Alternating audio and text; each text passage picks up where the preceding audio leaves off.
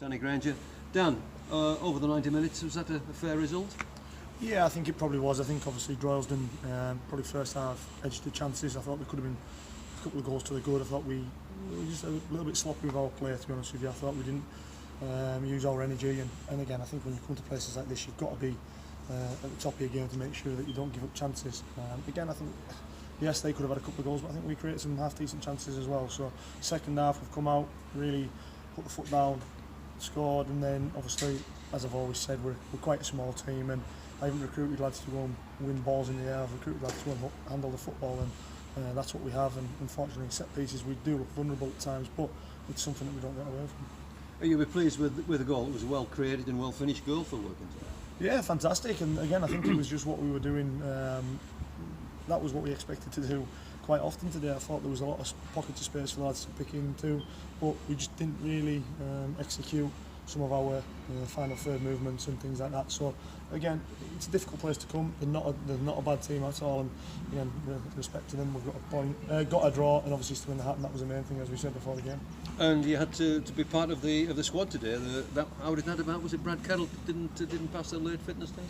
Yeah, Brad Carroll, he's trained on Thursday and thought he was all right, but again, he just pulled up in the warm-up, and we just didn't want to take any risks with him. Obviously, we're down quite low on numbers. Obviously, Harry's been on the bench today at 16 years old. Ivor's not on the pitch, so I thought I'd just obviously save the risk and put myself on there. And obviously, Gaz getting pulling his hamstring weight on meant I had to go on. So again, we'll reassess everyone tonight and tomorrow morning, and we'll look at obviously put the team together for Tuesday to make sure that we get through the cup. Yeah, it's come early, the replay on Tuesday. What about numbers? Are we going to be okay for numbers? Yeah, we'll be fine. Dav will be back. Nathan should be back. So again, I think this game just came a little bit soon for Nathan. Dav's obviously got away for personal reasons. So there's two lads that we straight back into the squad.